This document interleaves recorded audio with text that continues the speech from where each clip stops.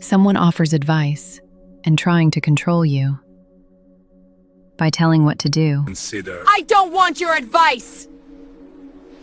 and something in you bristles, tightens, pulls away. Not because the advice is wrong, but because the moment someone tells you what to do, every part of you wants to do the opposite. You've been called stubborn, difficult, resistant. But what if your reaction isn't defiance? What if it's a veil you learned to wear, protecting something that was once crushed, controlled, or erased? What if your resistance isn't rebellion, but an echo from a time when someone else's will mattered more than your own? This is the psychology of people who hate being told what to do. And today, we're unveiling the shadows beneath the resistance, the childhood wounds that made autonomy sacred, the protective patterns that keep control close, and the path to choosing freely without the weight of old defenses. It often begins in a home where your voice didn't count. Maybe every choice was made for you: what you wore, what you ate, who you could be. Because I said so wasn't an explanation. It was the end of discussion. Your preferences? Dismissed. Your boundaries? Ignored. Your no? Treated as negotiable. The psychology here runs deeper than preference. It's about autonomy deprivation. When a developing mind learns that their will has no power, that control belongs to someone else.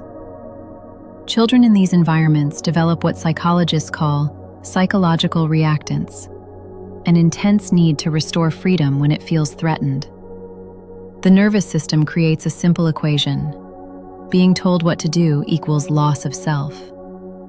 So you learn to guard your autonomy like a wounded animal guards an injury, fiercely, defensively, without exception. Fast forward to adulthood, and the pattern deepens. Someone suggests you try something new, take a different route, consider their perspective. Reasonable, harmless, maybe even helpful. But the old echoes flood in. Like when your partner says, "You should really call your mom," and suddenly you don't want to, even though you were planning to. Or when a friend offers unsolicited advice, and you feel your jaw clench, your walls rise. I didn't ask for your opinion. Even good suggestions feel like control. Even gentle guidance feels like a veil over your freedom. Because it's not really about the advice. It's about the feeling that someone else gets to decide for you, again. So you resist, automatically, sometimes to your own detriment. You tell yourself it's about independence, strength, not being controlled. But underneath, it's the echo of a child whose choices were never their own. You might catch yourself thinking, "I just value my independence. I don't like being bossed around. I know what's best for me." And those things can be true, but they can also be shields. Because the truth is, you don't resist control because you're difficult. You resist it because once, someone controlled you so completely that you vowed never to feel that powerless again. This is what psychologists call defensive autonomy, an intense need to assert control as protection against feeling controlled. When childhood teaches you that others' wills override your own, when compliance was forced and boundaries were violated, the brain learns to treat all direction as threat. Even helpful suggestions trigger the old wound.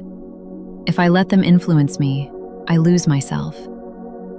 And when the stakes feel that high, resistance feels safer than collaboration. But here's what the resistance costs. You push away people trying to help. You sabotage opportunities because accepting guidance feels like surrender. You make choices not because they serve you, but because they prove no one controls you. And slowly, the belief hardens. My freedom requires isolation. Needing anyone means losing myself. But healing begins when you recognize your resistance was never about being difficult. It was about survival, about a younger self who learned that surrendering choice meant surrendering identity.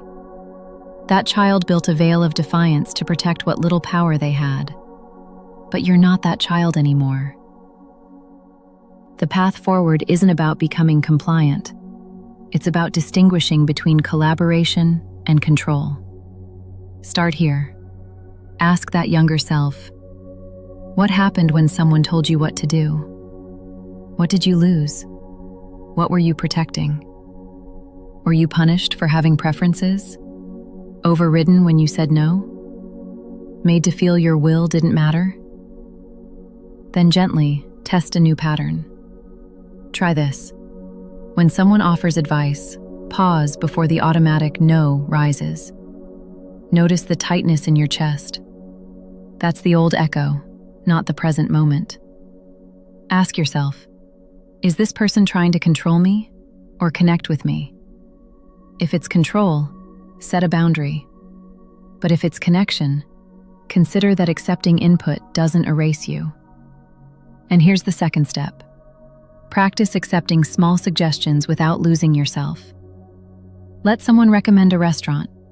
Take a route they suggest. Try their approach just once. Notice that you're still you. Your identity didn't dissolve. Your autonomy remained intact. Collaboration isn't surrender. Influence isn't invasion. You can consider someone else's perspective and still choose freely. Because the ones who truly respect you, they're not trying to control you when they offer input. They're offering connection. And connection doesn't require you to defend your right to exist. Slowly, something shifts. You realize that your resistance wasn't protecting your freedom. It was protecting you from a threat that no longer exists. And real autonomy means choosing when to be open and when to close, not reflexively slamming every door. If you've spent years resisting anyone who tries to guide you, know this. Your resistance doesn't make you difficult. It makes you someone who learned early that your will was expendable. You built a veil of defiance to protect the self that once had no power. But now you get to choose differently. You can listen to suggestions without losing yourself. You can accept guidance without surrendering autonomy. You can collaborate, be influenced, consider other perspectives, knowing your core remains untouched. Your freedom isn't in resisting everything. It's in choosing consciously what serves you. It won't be easy at first. Some suggestions will still trigger the old defenses. Some advice will still feel like control. That's okay. Notice it.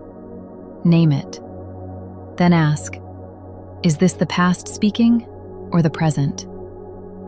And slowly, the child who learned that compliance meant erasure discovers they can bend without breaking, listen without losing, open without surrendering the self they fought so hard to protect. Thank you for watching Echoed Veils. If this resonated, tell me in the comments. When did you first learn that being told what to do felt dangerous? Let's honor that wound together, and maybe learn when it's safe to let our walls down.